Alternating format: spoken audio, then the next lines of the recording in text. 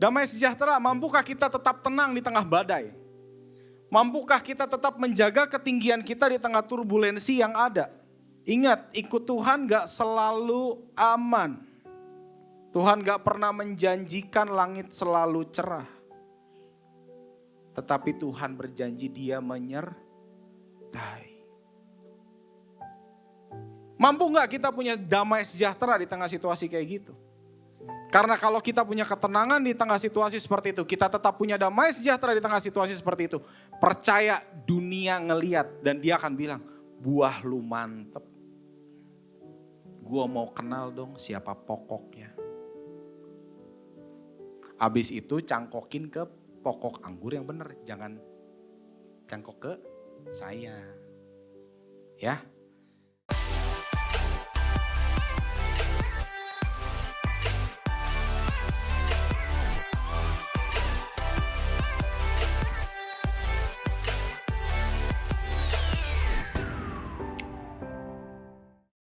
Shalom teman-teman.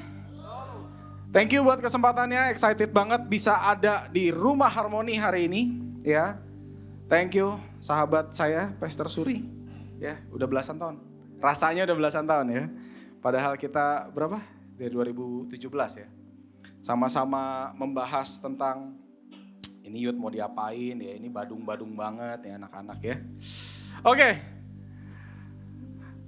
Teman-teman, hari ini saya akan membahas tentang winning attitude ya. Bulan ini kita membahas tentang yang namanya sikap ya. Attitude matters. Betul ya. Bagaimana sikap itu menjadi hal yang penting. Saya mau buka hari ini ya dengan sebuah cerita. Oke, saya akan bercerita tentang yang namanya Eric Liddell. Kemarin saya sempat ngobrol dengan sahabat saya, terus dia bilang, dia menceritakan tentang kisah Eric Liddell, dan saya merasa kita perlu belajar dari seorang yang namanya Eric Liddell untuk mengerti apa itu winning attitude. Eric Liddell adalah seorang atlet, pelari di jarak 100 meter, dan dia adalah juara di situ. Ya, tapi pada satu kompetisi yaitu Olimpiade Paris di tahun 1924. Eric Liddell berlari di nomor 100 meter. Tetapi di hari itu, di perlombaan itu jatuh di hari Minggu. Dan Eric Liddell saat itu dia benar-benar menghargai yang namanya hari Sabat. Eric Liddell menolak untuk berlari di kelas yang memang pasti dia bisa menangkan. Dia bisa memenangkan emas karena udah gak ada lawannya di situ. Lawannya ada, tapi dia tahu dia juaranya.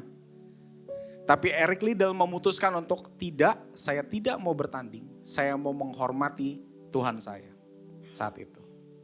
Sampai ada cerita juga bahwa ratu waktu itu, karena dia di Scotland, waktu itu masih dalam kekuasaan Inggris, sampai hari ini ya Scotland masih di Inggris ya.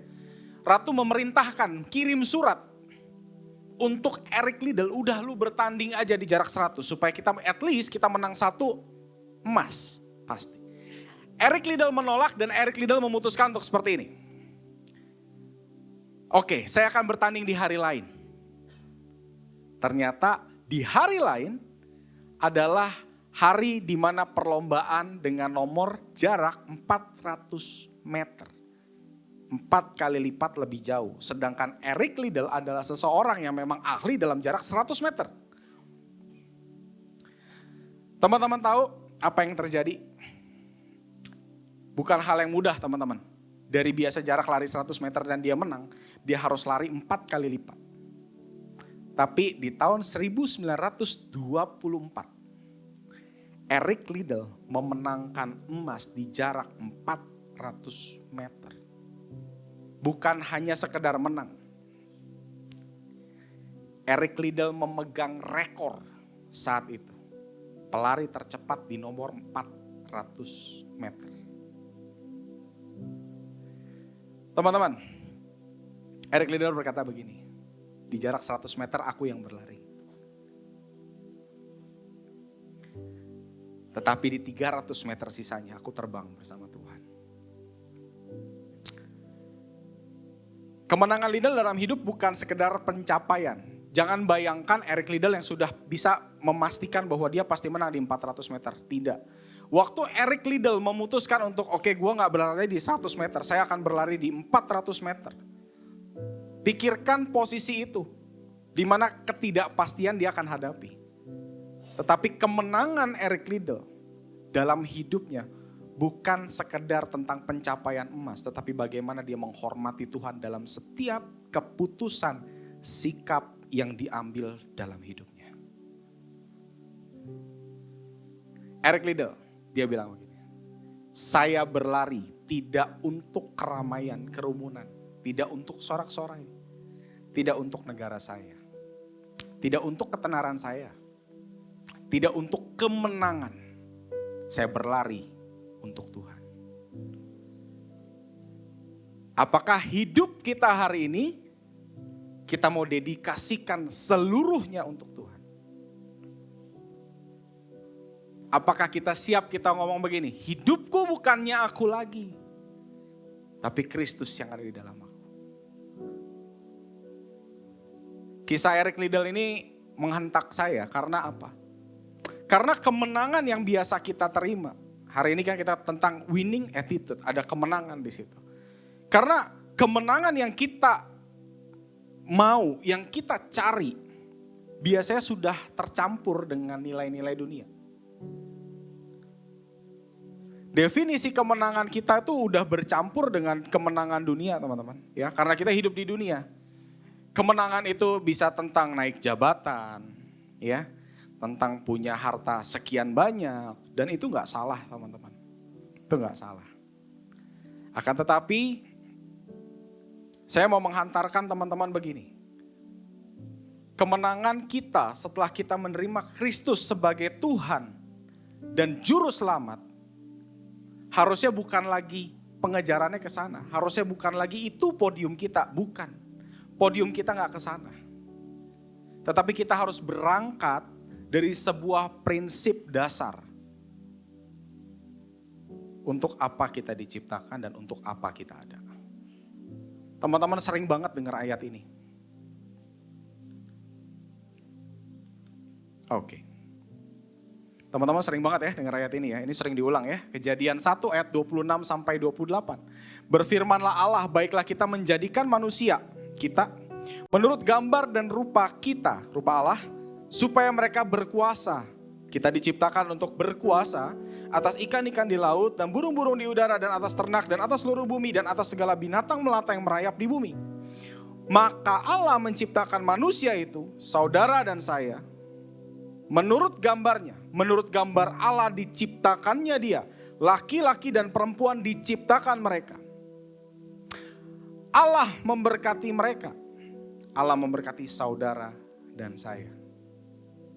Allah memberkati mereka lalu arah berfirman kepada mereka. Jadi setelah diberkati enggak cuma diberkati terus hidup semau-mau kita. Tapi ada yang Tuhan mau kita lakukan dalam kehidupan kita hari ini. Allah memberkati mereka lalu Allah berfirman kepada mereka. Beranak cuculah dan bertambah banyak. Penuhilah bumi dan taklukkanlah itu. Berkuasalah atas ikan-ikan di laut dan burung-burung di udara. Dan atas segala binatang yang merayap di bumi. Bapak Ibu, sometimes kita terpatok pada kita ada untuk beranak cucu dan bertambah banyak supaya orang Kristen makin banyak. Karena hari ini kita minoritas.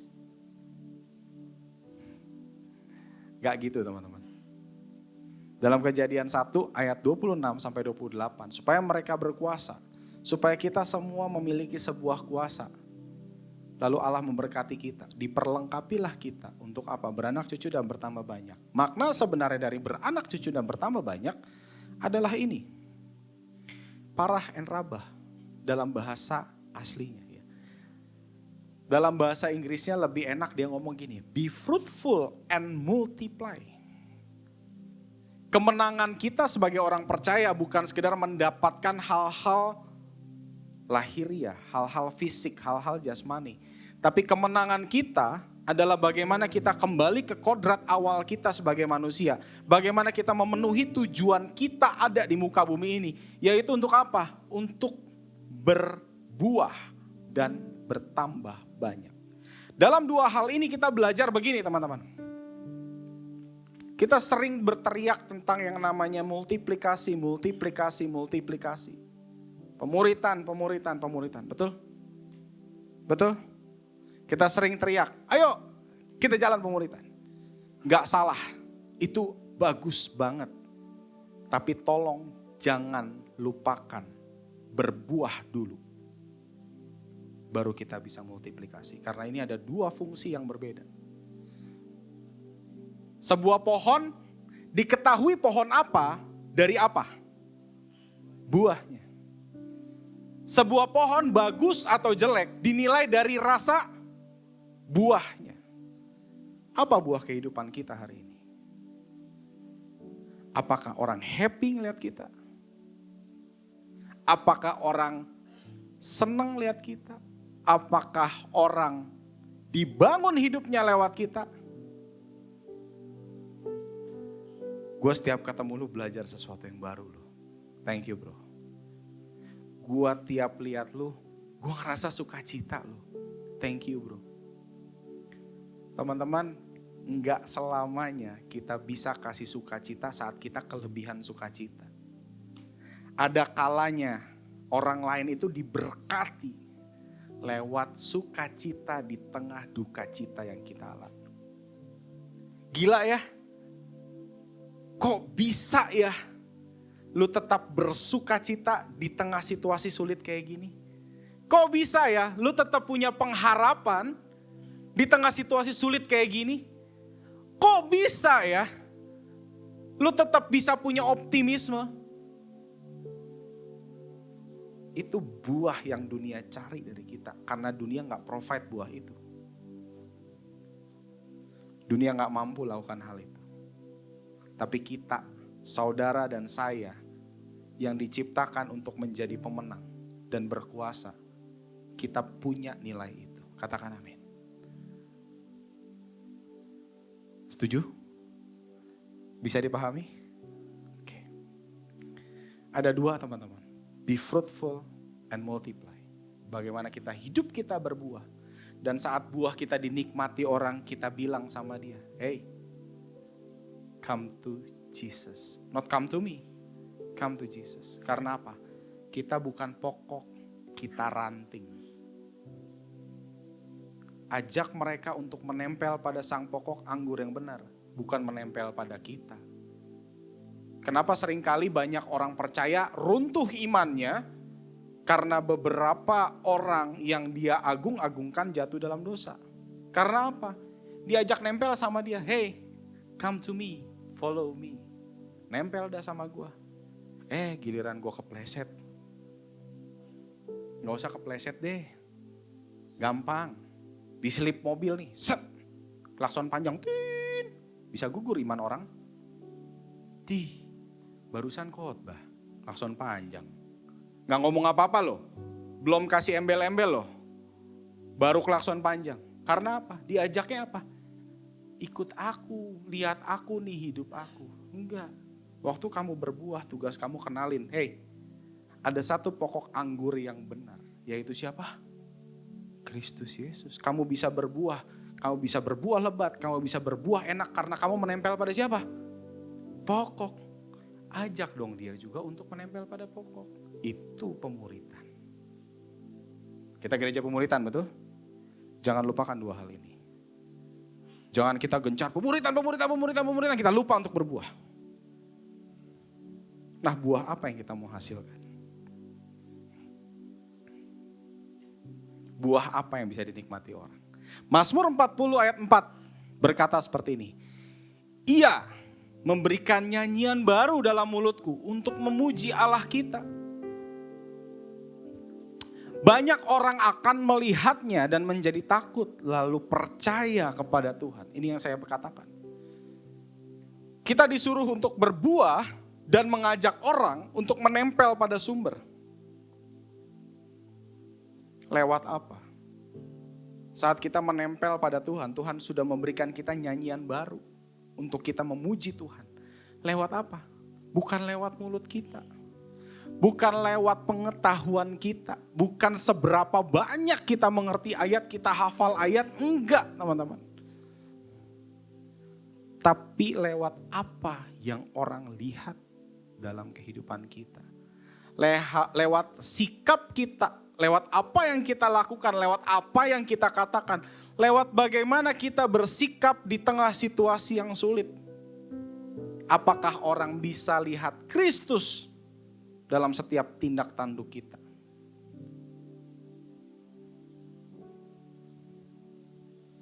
Ini loh yang namanya sikap. Definisi sikap menurut ahli, dia bilang begini. Reaksi atau saya bisa bilang kita dewasa kita ngomong adalah sebuah respon terhadap objek tertentu dengan cara yang konsisten. Bagaimana kita bereaksi atau merespon situasi tertentu, ya, baik secara positif maupun negatif. Sikap melibatkan perasaan, keyakinan dan kecenderungan untuk bertindak terhadap sebuah situasi. Ini menurut ahli Gordon W. Allport. Tapi saya setuju. Saya setuju dengan apa yang Allport bilang. Karena apa? Firman Tuhan yang hidup lebih dulu dari dia juga mengatakan hal yang sama. Dalam Filipi 2 ayat 5. Paulus berkata gini. Hendaklah kamu, saudara dan saya, dalam hidupmu dan hidup saya bersama menaruh pikiran dan perasaan yang terdapat juga di dalam Kristus Yesus. Dalam terjemahan lain, ya, di New Living Translation, diterjemahkan seperti ini. You must have the same attitude that Christ Jesus had. Sikap kita lahir dari apa? Pikiran dan perasaan kita. Jadi kalau mau ditanya, sikap kita tuh lahir dari sebuah keputusan, teman-teman. Entah kalau respon kita memutuskan, kalau reaksi ya kita tidak memutuskan, dia refleks aja keluar. Atas pertimbangan yang lahir dari pikiran dan perasaan. Setiap tindak tanduk kita itu lahir dari pikiran dan perasaan kita. Makanya perlu banget dijaga pikiran dan perasaan kita. Apa yang masuk di pikiran kita, apa yang diisi di hati kita. Apakah kita mikir-mikir hal yang baik, hal-hal yang maju, hal-hal yang berkenan di hadapan Tuhan? Apakah kita mengisi hati kita dengan hatinya Tuhan, dengan kebaikan, kemurahan, atau kesel, atau benci? Karena semua sikap kita keluar dari yang dipikirin sama yang dirasain. Kalau yang dipikirin sama yang dirasain pahit, buahnya jangan harap manis. Sikap kita adalah sebuah buah dari pikiran dan perasaan kita.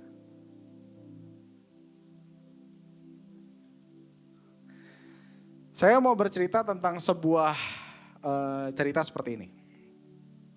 Di satu momen ada seorang motivator terkenal namanya John C. Maxwell. C-nya pakai C ya, bukan C. Ya. Bukan si pitung, bukan. C-nya pakai C ya. John C. Maxwell. Karena dia motivator terkenal, satu kali dia terbang ya dari state yang satu ke state yang lain di Amerika. Dan karena dia sering banget terbang, jadi sering ketemu pilot yang sama. Di satu waktu John C. Maxwell diajak untuk masuk ke dalam kokpit pesawat, kokpit pilot ya. Dan dia melihat banyak instrumen di sana, ya. Ada yang udah pernah masuk ke simulator pesawat? Belum. Ada yang udah pernah naik pesawat? Ada yang tahu pesawat? Puji Tuhan, tahu. Oke. Ini apa namanya? Ini yang bilang ini Ferrari, gue lempar. Ini pesawat terbang. Oke. Bapak Ibu, waktu dia di kokpit, dia tanya beberapa instrumen dan dia bilang begini, apa instrumen yang satu ini? Pilot menjelaskan begini, Oh Pak, ini adalah altimeter. Fungsinya apa? Barometer ini menunjukkan sikap dari hidung pesawat. Pesawat kalau mau naik, yang mesti di atas hidungnya atau pantatnya? Hidung.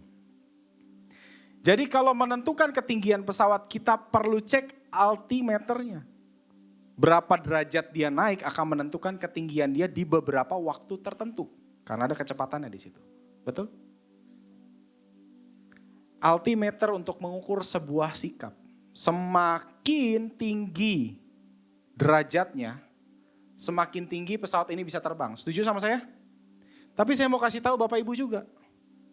Semakin tinggi hidung pesawat, semakin besar daya yang dibutuhkan. Jadi jangan dibilang bahwa sikap pemenang itu gampang, bersikap aja. Tergantung ketinggian kamu, tergantung bagaimana kamu mau bersikap. Semakin ekstrim kamu melawan gravitasi, atau gampangnya gini. Semakin kamu mau serupa dengan Kristus, semakin kamu mau ikut Kristus, dayanya akan lebih besar, tenaganya akan lebih besar, effortnya akan lebih besar. Makanya kalau dibilang, hamba Tuhan suka bilang, ayo jadi suami yang baik, ayo jadi istri yang baik. Emang gampang? Ya memang gak gampang. Naik, betul? Nah, pelajaran kedua yang saya terima adalah seperti ini. Waktu pesawat mau mendarat, karena gini, titik krusial pesawat adalah waktu dia mau terbang dan waktu dia mendarat. Ini di luar kejadian 737 MAX ya. Ini Airbus. Oke, ini di luar 737 MAX nih. Pertanyaan saya, waktu mau terbang, hidungnya naik apa turun? Naik. Waktu mau mendarat, hidungnya naik apa turun? Rian, kalau hidungnya turun kamu gak di sini. Karena dia nyucuk. Biar bagaimana pesawat itu punya sikap yang benar, hidungnya tetap naik. Karena apa? Dia mendarat pakai roda belakang. Pas mau turun, iya betul, hidungnya turun. Tapi di momen-momen krusial, tetap loh sikapnya naik. Bener ya? Bener kan ya gue? Soalnya kalau gini, nyucuk. Itu yang saya bilang Bapak Ibu. Dan daya terbesarnya yaitu momen waktu dia naik dan momen waktu dia turun. Itu akan keluar effort sangat luar biasa.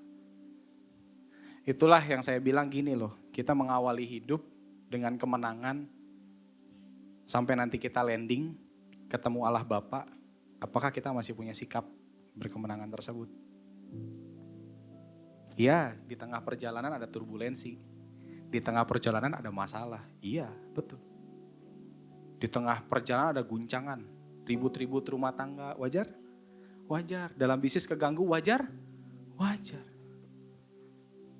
Tapi pertanyaannya, apakah waktu turbulensi terjadi, pilot bilang, capek ya, gila nih, enak juga nih. Udahlah.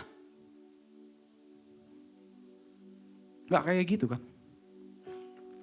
Saya suka satu lagu yang jarang dinyanyiin sebenarnya, tapi ada satu judul lagu dia bilang gini, senyummu di ujung waktu. Yang senyum-senyum tahu lagunya ya. Senyummu di ujung waktu. Lagu itu bercerita begini loh.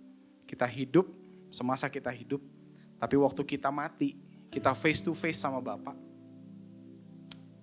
Kira-kira Bapak di surga tersenyum gak sih lihat kita? Hei anak, udah pulang ya.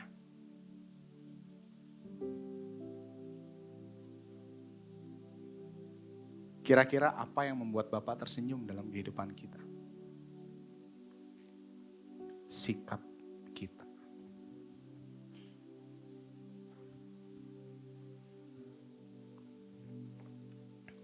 Apa itu winning attitude? Tetap memutuskan mengambil tindakan yang benar menurut kacamata Tuhan. Bagaimanapun situasinya, bagaimanapun sulitnya, bagaimanapun kerasnya, turbulensi apapun yang saudara hadapi, tekanan apapun yang saudara hadapi. Tetap memutuskan mengambil tindakan yang benar. Apapun situasinya. Hal ini dibutuhkan kedewasaan teman-teman. Teman-teman tahu gak bedanya orang dewasa sama anak-anak apa? Anak-anak kalau udah maunya, betul? Betul ya? Makanya dia melakukan manuver helikopter kadang-kadang kalau dia tidak dapat apa yang dia mau.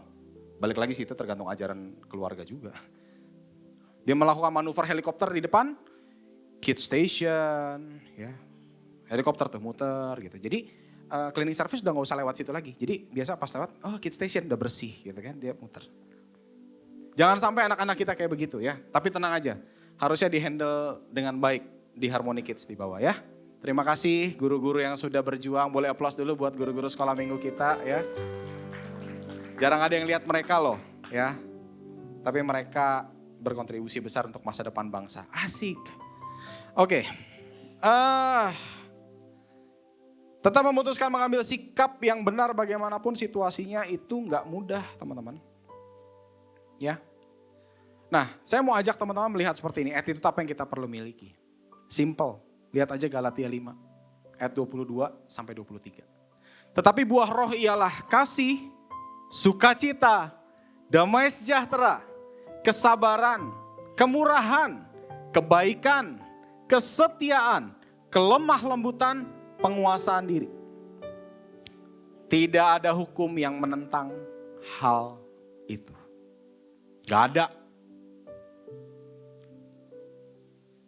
Wah, attitude itu materi dunia. Enggak. Alkitab mengajarkan bagaimana kita bersikap untuk kita menang di tengah dunia. Menang di tengah dunia pakai prinsip firman Tuhan dong. Jangan pakai prinsip dunia. Terlalu gampang. Terlalu gampang. Mau kaya, kenapa gak sikut sana sini? Kenapa gak tipu sana sini? Lebih gampang? Lebih cepat? Bukan itu yang Tuhan mau. Kenapa didik anak kita gak bentak aja? Dia kan takut, dia kan gak bisa apa-apa. Bukan itu yang Tuhan mau. Betul ya Ibu Guru ya? Gak gampang loh. Punya karyawan. Udah kalau kayak gini pecat aja. Gak semua bisa digituin, gak semua perlu langsung dipecat. Sometimes ada yang perlu kasih teaser. Nih loh Kristus seperti ini lewat kehidupan kita. Tony Dungy, dia adalah seorang professional football player and coach. Ya, yang dia adalah seorang African Amerika yang pertama memenangkan Super Bowl sebagai seorang coach. Gak gampang bagi dia. Karena dia harus mendidik orang kulit putih yang memang punya pride lebih tinggi. Dia bilang begini, you cannot always control circumstances. Kamu gak bisa kendalikan. Kamu gak bisa setiap saat mengendalikan lingkungan kamu. Kamu tidak bisa setiap saat mengendalikan situasi kamu. Tapi kamu selalu bisa kontrol sikap kamu. Attitude, cara pendekatan kamu, approach, dan bagaimana kamu merespon terhadap situasi tersebut.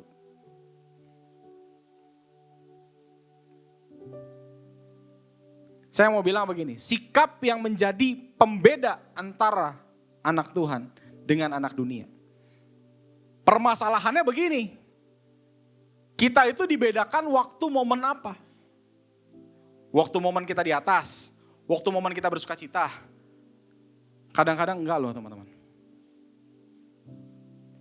Kalau dibilang buah roh itu bisa keluar di tengah duka cita, orang dunia pun mampu.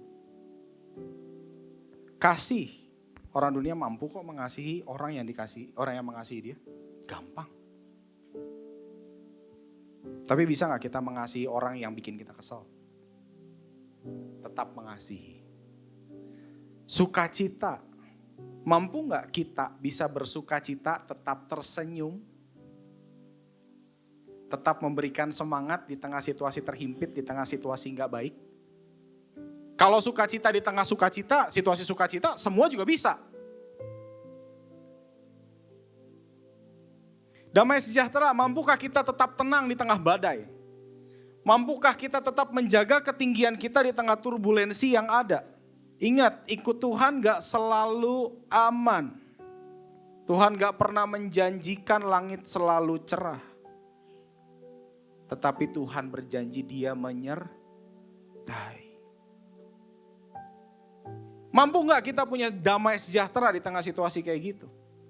Karena kalau kita punya ketenangan di tengah situasi seperti itu, kita tetap punya damai sejahtera di tengah situasi seperti itu. Percaya dunia ngeliat dan dia akan bilang, buah lu mantep. Gua mau kenal dong siapa pokoknya. Abis itu cangkokin ke pokok anggur yang benar, jangan cangkok ke saya. Ya. Kesabaran, mampu gak sih kita sabar? Penuh pertimbangan dalam mengambil keputusan, tidak terburu-buru dalam mengambil keputusan. Ada peluang, sikat. Mampu gak sih kita menimbang? Tunggu, apakah ini dari Tuhan atau bukan? Oke, dari Tuhan. Setiap peluang yang muncul mungkin kita perlu pertimbangkan, betul ya sebagai pebisnis? Ada yang bisnis di sini? Setiap peluang kita nggak, iya kan? Kita perlu pertimbangkan. Tapi pertanyaannya dengan cara apa kita menyikapi peluang tersebut? Dengan cara kerajaan Allah atau dengan cara dunia?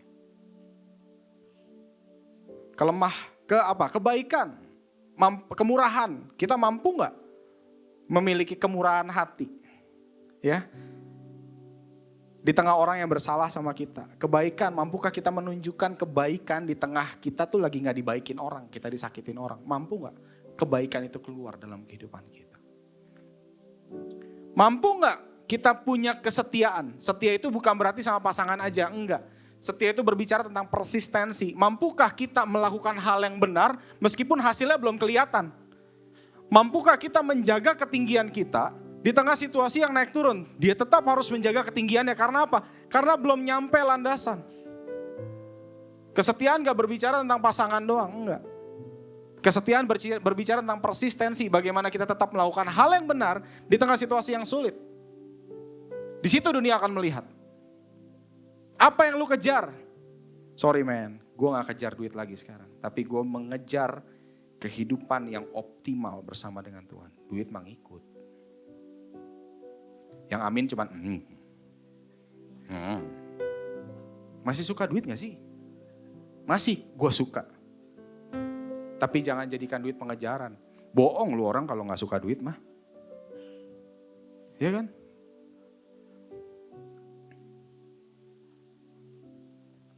Kelemah lembutan. Kelemah lembutan berbicara tentang kerendahan hati.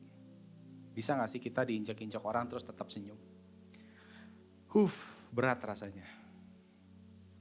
Gak usah saudara yang duduk, saya juga berat ngerasanya. Jangan bilang di sini, wah udah holy makanya boleh naik. Idih, coba lihat kehidupan sehari-hari. Karena mimbar saya bukan di sini, mimbar saya di bawah. Mimbar saya di tempat dagang saya, mimbar saya di persahabatan saya, mimbar saya di rumah. Lihat di situ. Di sini mah semua juga cakep.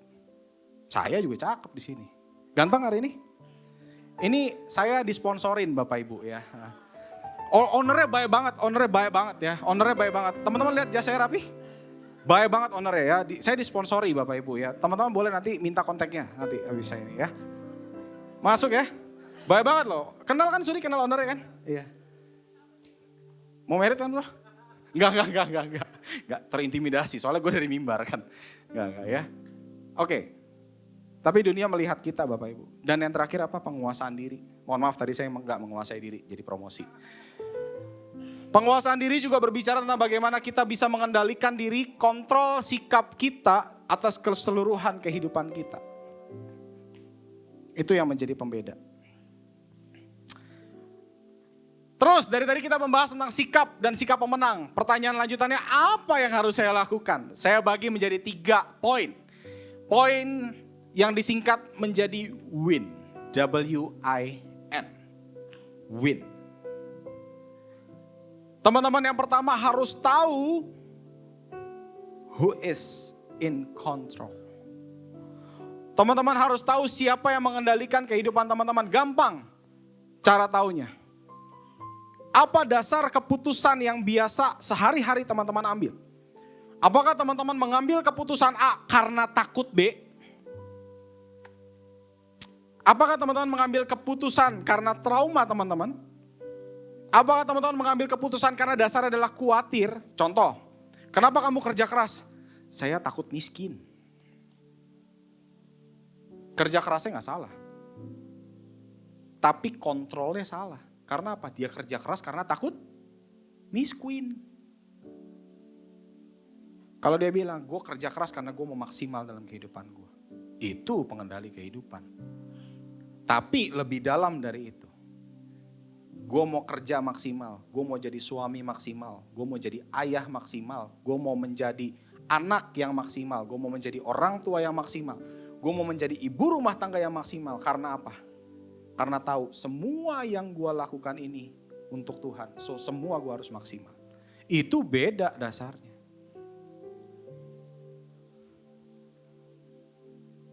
Saya gak menyalahkan Bapak Ibu lakukan yang terbaik untuk anak, enggak salah. Tapi lebih dalam dari itu, lakukan itu karena Tuhan, bukan karena mau kita. Roma 8 ayat 28. Kita tahu sekarang bahwa Allah turut bekerja dalam segala sesuatu untuk mendatangkan kebaikan bagi mereka yang mengasihi Dia. Yaitu bagi mereka yang terpanggil sesuai dengan rencana Allah. Bapak Ibu ada di dalam rencana Allah hari ini? Berarti Bapak Ibu terpanggil di dalamnya. Bapak Ibu akan bisa melihat kebaikan Tuhan di tengah setiap situasi sulit. Kalau Bapak Ibu dan saya mengasihi Dia. Mengasihi berbicara tentang sikap hati. Kemana hati kita menempel. Kemana hati kita mengarah. Kalau kita mengarahkan hati pada Tuhan, apapun yang kita lakukan untuk Dia karena Dia pegang kendali untuk semua situasi Bapak Ibu. Even di tengah turbulensi, even di tengah masalah kehidupan Bapak Ibu bisa bilang begini, bukan sekedar Tuhan itu baik. Tapi Bapak Ibu bisa bertanya seperti ini, apa yang Tuhan mau saya lakukan di tengah situasi seperti ini? Di tengah keberhasilan Bapak Ibu, Tuhan mau saya memberkati siapa? Tuhan mau saya belajar apa dari keberhasilan ini? Apa yang saya bisa bagikan buat orang lain? Di tengah situasi sulit, Bapak Ibu juga bisa bertanya hal yang sama. Apa yang Tuhan mau upgrade dalam kehidupan saya? Apa yang Tuhan mau saya pelajari? Apa yang Tuhan mau saya tingkatkan dalam kehidupan saya? Supaya saya punya kehidupan tetap naik dan tidak turun. Karena apa? Karena kita tahu Tuhan pegang kendali dan kita menyerahkan semuanya dalam tangan pimpinan Tuhan. Poin pertama, who is in control. Yang kedua, kita tetap bisa berkemenangan kalau kita put I in the end. Saya selalu menjadi yang terakhir. Galatia 5 ayat 24 sampai 25. Barang siapa menjadi milik Kristus, Ia telah menyalibkan daging dengan segala hawa nafsu dan keinginannya. Jikalau kita hidup oleh roh, baiklah kita juga hidup dipimpin oleh roh. Setelah kita terima Tuhan, Tuhan pegang kendali dalam kehidupan kita. Mundurlah posisinya, jangan taruh kita terus di depan. Mundur, taruh agenda Tuhan di depan. Lihat sekeliling kita, put I in the end. Taruh saya di belakang. Waktu saya jadi pengusaha, apa yang Tuhan mau saya lakukan di tengah bisnis saya? Bukan sekedar tarik cuan, enggak. Saya yakin Tuhan mau bisnis saudara berkembang. Saya yakin Tuhan juga mau bisnis saudara diberkati. Tapi lewat berkat yang diterima oleh bisnis saudara, itu berkat mau dikemanain? Saya yakin untuk memberkati orang lain. Siapa? Arahnya kemana? Put I in the end. Sayanya belakangan. Saya menjadi seorang bapak, saya menjadi seorang kepala keluarga, saya bekerja. Wajar saya capek. Wajar saya dilayani? Wajar. Tapi tunggu dulu, sebagai seorang suami, saya harus taruh posisi saya di belakang.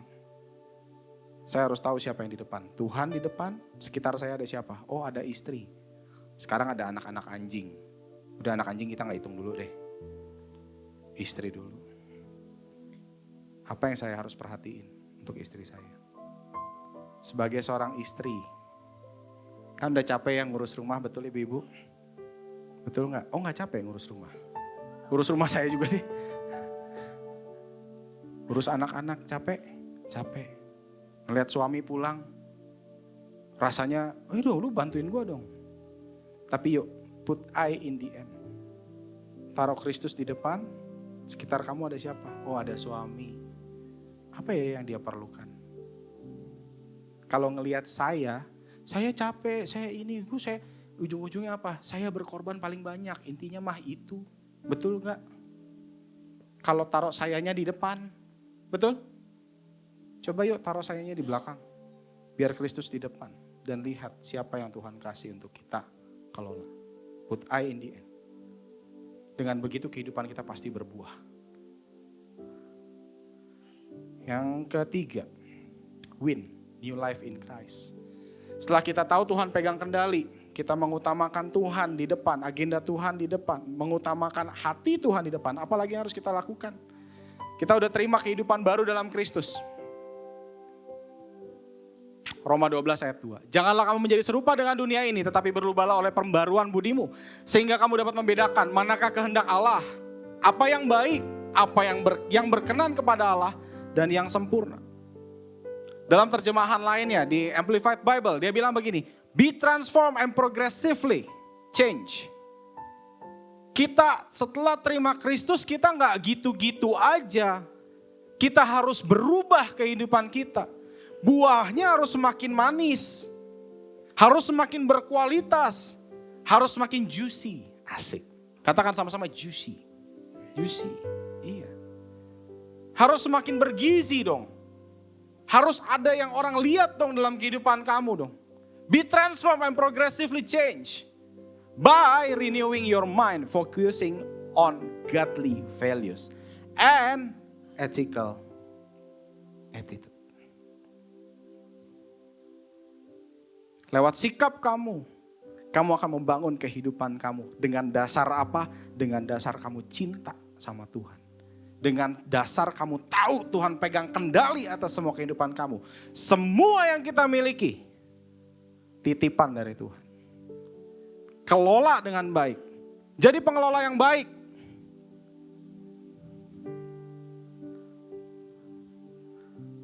Pertanyaannya, kan susah ya. How? Gimana caranya? Bagaimana kita melakukan semua hal tersebut? Setia. Be faithful and persistent. Teman-teman, dalam Matius 25 ayat 20, 1 sampai 2 ayat 20 sampai 23. Ini berbicara tentang 5 talenta, 3 talenta dan 1 talenta. Teman-teman ingat? Oh, 2. 5, 2 dan 1. Teman-teman ingat? Ingat ya? Matius 25, dia bilang begini. Yesus bilang begini. Maka kata tuannya itu kepadanya. Jadi setelah dikasih, tuannya datang lagi dong. Tuannya datang lagi. Setelah dikasih, mereka berusaha, terus tuannya datang lagi. Nah, ini ceritanya udah sampai sana. Terus udah gitu hamba yang punya 5 talenta balik. Ya, dia bilang gini. Nih Tuhan, kamu udah kasih saya 5. Saya sekarang punya 10, saya balikin ya. 5-nya. Terus tuannya bilang begini, maka kata tuannya itu kepadanya, baik sekali perbuatanmu itu, hai hambaku yang baik dan setia. Engkau telah setia dalam perkara kecil. Perhatikan, engkau telah setia dalam perkara kecil. Aku akan memberikan kepadamu tanggung jawab dalam perkara yang besar. Masuklah dan turutlah dalam kebahagiaan Tuhanmu. Lalu datanglah hamba yang menerima 2 talenta. Tadi 5 ya. Datang yang 2. Tuan, 2 talenta Tuhan percayakan kepadaku. Lihat, aku telah beroleh laba 2 talenta. Maka kata tuannya itu kepadanya, baik sekali perbuatanmu itu, hai hambaku yang baik dan setia. Lihat baik-baik, engkau telah setia memikul tanggung jawab dalam perkara yang kecil. Besar kecilnya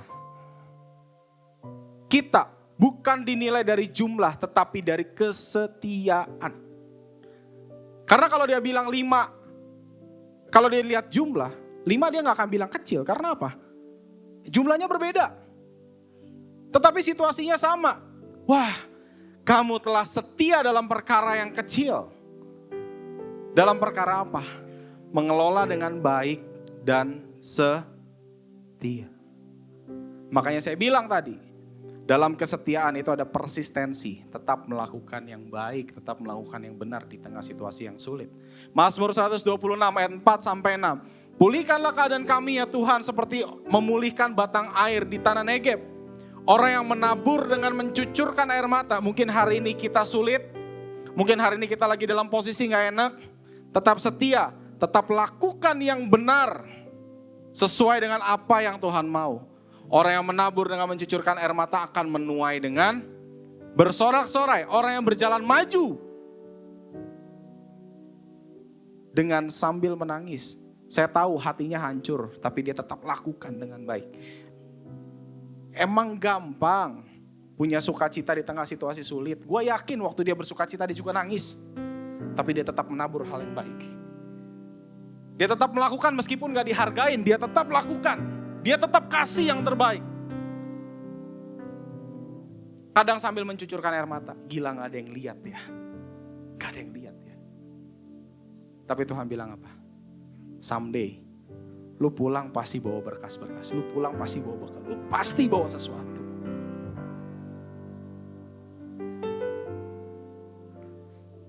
Yang pertama, setia. Yang kedua, lakukan semuanya itu dengan bersyukur. Filipi 2 ayat 14. Lakukan segala sesuatu dengan tidak bersungut-sungut dan tidak berbantah-bantahan. Lakukan semuanya dengan tidak bersungut-sungut dan tidak berbantah-bantahan.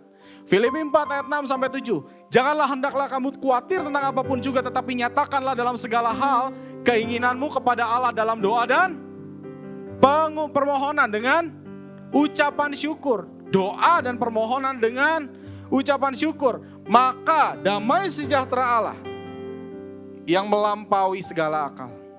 Kita gak mungkin punya ketenangan dalam situasi ini mungkin. Kita gak mungkin punya damai sejahtera dalam situasi ini. Tetapi damai sejahtera Allah yang melampaui segala akal akan memelihara hati dan pikiran. Di mana hati dan pikiran menjadi sumber sikap kita. Kalau sikap kita mau baik, hadapi semuanya dengan doa dan permohonan dengan ucapan syukur. Tanpa ucapan syukur, hati dan pikiran kita gak akan pernah bisa berbuah manis. Makanya selalu buahnya pahit. Kok kerasa ngomong kok kurang ya. Iya nih gue kurang nih. Ditanya tahun depan gimana kabar lu. Iya nih pusing nih apa segala macam. Gak pernah ada rasa syukur dalam kehidupannya. Nyatakanlah dalam permohonan dengan ucapan syukur. Maka damai sejahtera Allah ini yang Tuhan janjikan. Damai sejahtera Allah itu memelihara hati dan pikiran kita. Supaya buah kita, sikap kita tetap manis di hadapan Tuhan. Dan buah kita dirasakan oleh banyak orang. Ini ringkasan hari ini. The winning attitude. Apa yang harus kita lakukan? Sadar dan terima bahwa Tuhan pegang kendali dalam kehidupan kita. Kalau bahasa Sunda teh bilang jangan ngopepang.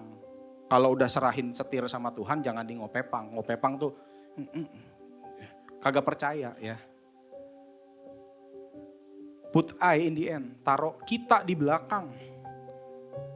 Kita lihat siapa di depan. Hati Tuhan di depan. Lihat siapa yang dititipin sama Tuhan dalam kehidupan kita. Ingat teman-teman, sikap kita tidak dinilai dari mimbar ini. Sikap kita tidak ditentukan di depan tangga, depan lift, di bawah. Mimbar teman-teman sesungguhnya ada di rumah teman-teman.